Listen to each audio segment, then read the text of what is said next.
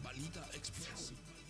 Mga may init na bagong balita, mga balitang dapat mong malaman ngayong umaga. GV Balita Express. GV Balita Express. Mga balitang kinalap ng buong puwersa ng GV 99.9 Batangas. GV Balita Express. GV Balita Express. Mga balita sa loob at labas ng Timog Katagalugan. GV Balita Express. GV Balita Express. Narito na ang GV Balita Express. Magandang umaga mga ka-vibes. Kayo ay nakatutok sa GV Balita Express sa programang Good Vibes Morning. Kasama ako, DJ Frankie. At kasama rin natin sa himpilan, Student Jock Likes, keeping us GV informed, GV aware, and GV updated. Muli, ito po ang GV Balita Express. 6 na minuto makalipas ang alas 7 ng umaga, hatid sa atin ng Biogesic. Headaches can strike anytime, anywhere. Kaya always bring Biogesic anytime, anywhere. Choose ingat, choose Biogesic. At dako na tayo sa ating headlines balita. SALN VP Sara Duterte at AMLC report pinagkumpara ng House Justice Panel. Apela na ni dating Pangulong Duterte sa ICC, tuluyan ng ibinasura. Pag-asa. Itinaas ang El Nino Alert hingil sa banta ng tagtuyot ngayong 2026. At para sa detalye ng ating balita, SALN ni VP Sara Duterte at AMLC report pinagkumpara sa House Justice Panel. At para sa detalye ng ating balita, GV Balita Express. tinalakay ng House Committee on Justice ang paghahambing sa pagitan ng kabuuang net worth na idineklara ni Vice President Sara Duterte sa kanyang Statement of Assets, Liabilities, and Net Worth at kabuuang inflow na naitala sa ulat ng Anti-Money Laundering Council.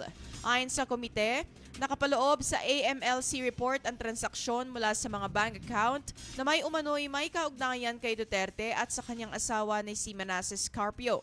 Layunin ng pagsusuring ito na matukoy kung may hindi pagkakatugma sa pagitan ng idineklarang yaman ng Vice Presidente at mga naitalang galaw ng pera sa nasabing accounts.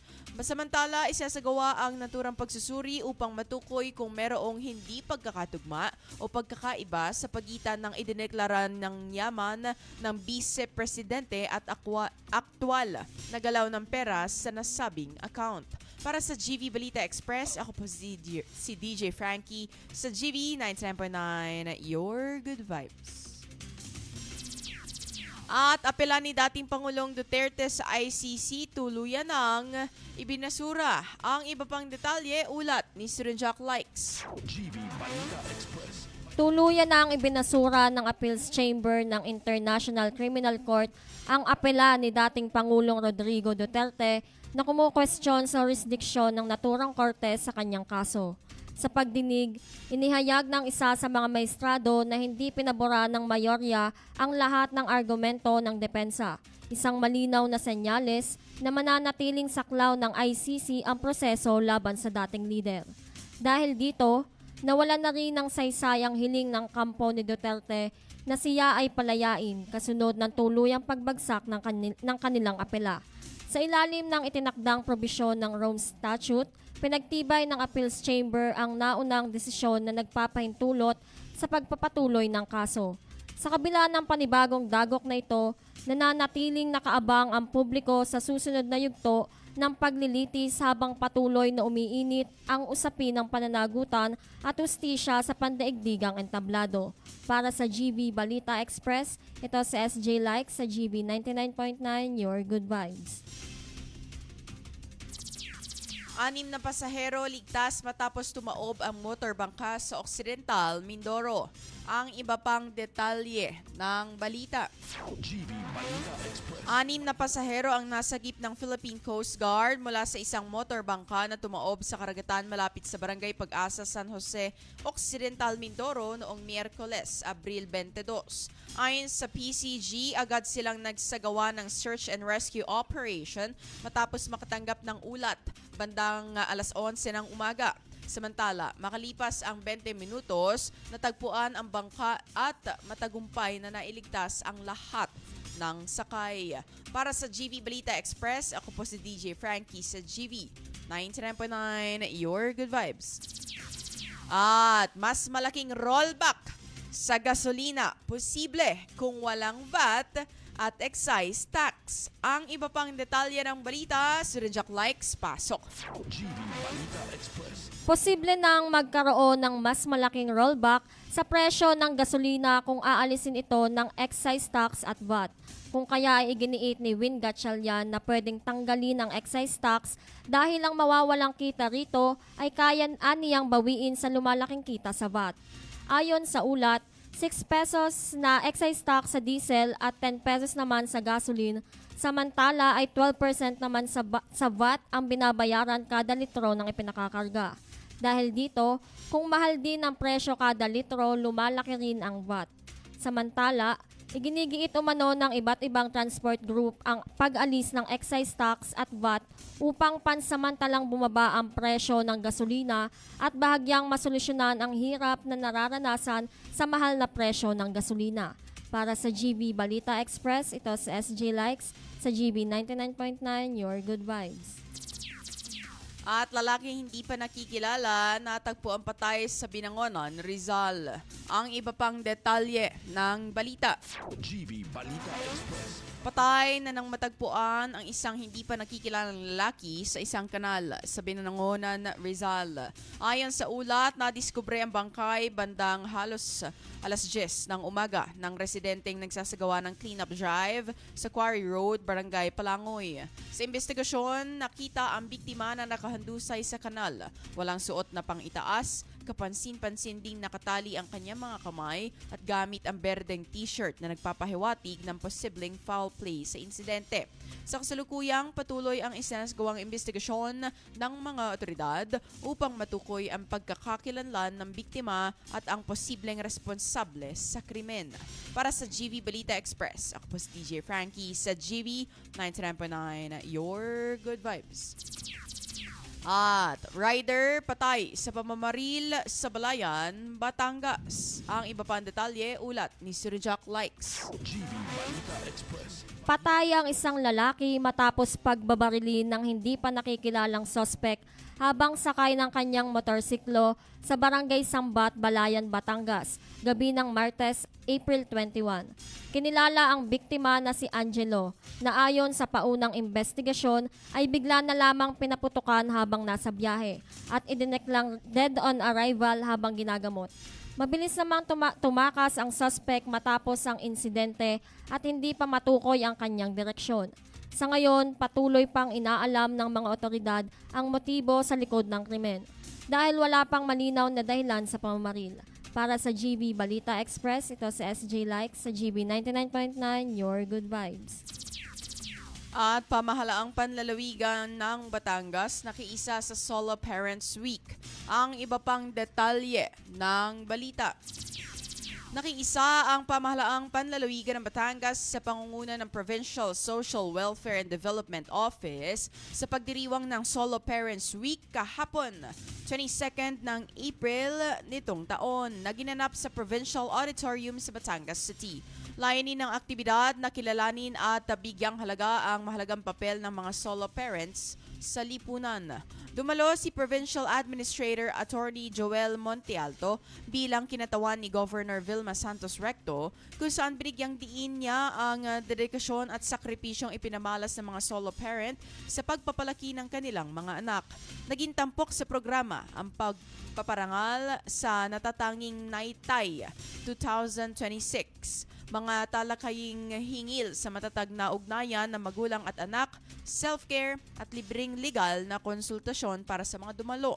Samantala, aktibong nakilahok umano ang Provincial Federation of Solo Parent Leaders and Members sa nasabing selebrasyon bilang bahagi ng pagpapalakas ng komunidad ng solo parents sa lalawigan. Para sa GV Balita Express, ako po si DJ Frankie sa GV 99.9, Your Good Vibes. At kabataang Lipenyo nakinabang sa libreng operasyon tuli sa San Juan. Ang iba pang detalye ng balita, Surenjak Likes, pasok. GV Balita Express. Umabot sa 434 na kabataang Lipenyo ang nabigyan ng libreng pagtutuli sa isinasagawang Operation Tuli nitong ika-22 ng Abril taong kasalukuyan sa San Juan District Hospital sa bayan ng San Juan, Batangas.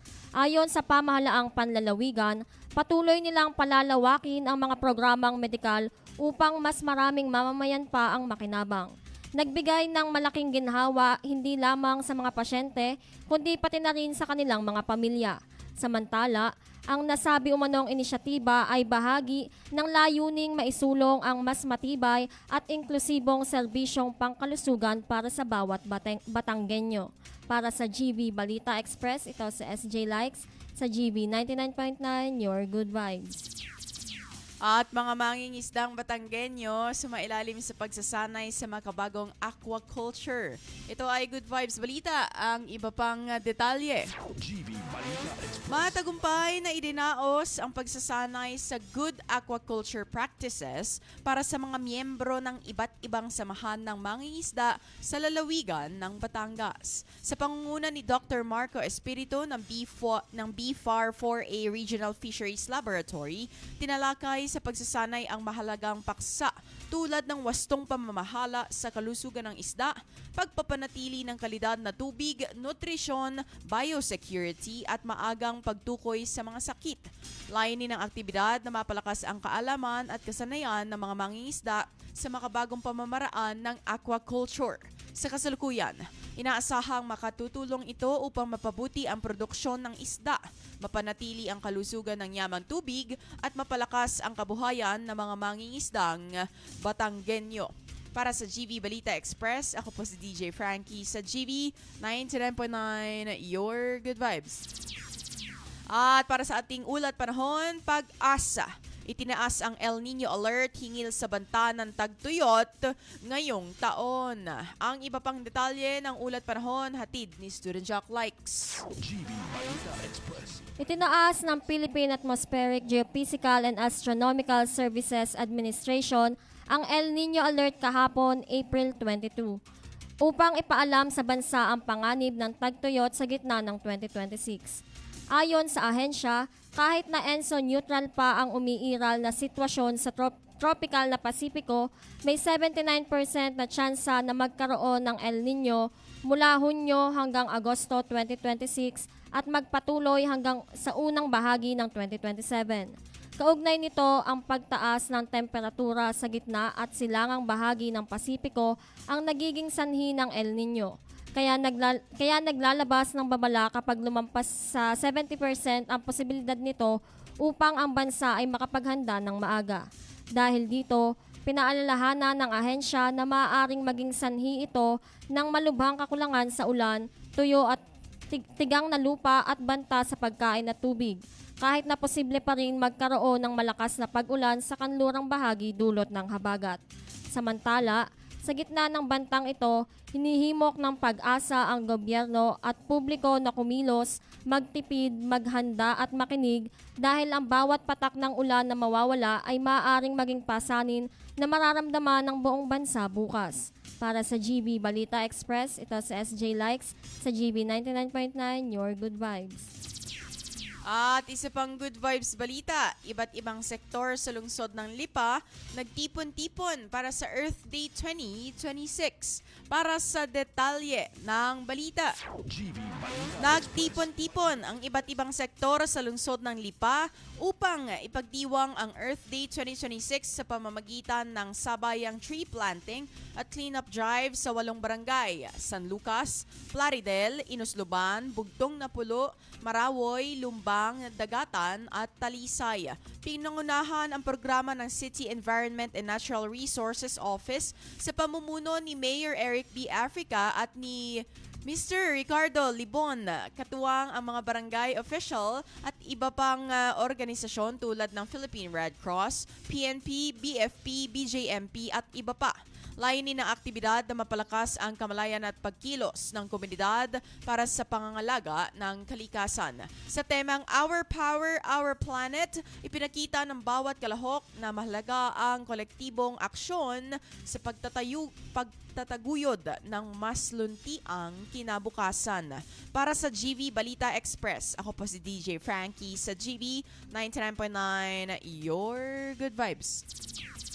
At yan ang kabuuan ng ating balita, 7:20 a.m. on the clock Philippine Standard Time, brought to us by Lipa Medics Medical Center. Manatiling nakatutok sa GV 99.9 para kayo ay GV Informed, GV Aware, and GV Updated. My name is DJ Frankie, kasama sa himpilan si Student Jock Likes, the most influential Good Vibes radio station. This is GV 99.9, Your Good Vibes. GV Balita Express. GV Balita Express. Mga may init na bagong balita. Mga balitang dapat mong malaman ngayong umaga. GV Balita Express. GV Balita Express. Mga balitang kinalap ng buong puwersa ng GV 99.9 Batangas. GV Balita Express. GV Balita Magandang Express. umaga po sa Mga balita lahat sa ng loob at labas ng nanonood Pilipinas, dito sa ating Katagalugan. Facebook GV live Balita stream. Express. GV My name is Balita DJ Express. Frankie. Ang GV aking Balita programa po Express. ay from 6 a.m. to 9 a.m. sa Good Vibes Morning. And tune in din po tayo sa radyo para makinig natin yung Good Vibes music. Maraming salamat sa suporta at sa panonood at sa pagkikinig dito sa GV 99.9. Tuloy-tuloy ang ating Good Vibes. Maraming salamat po.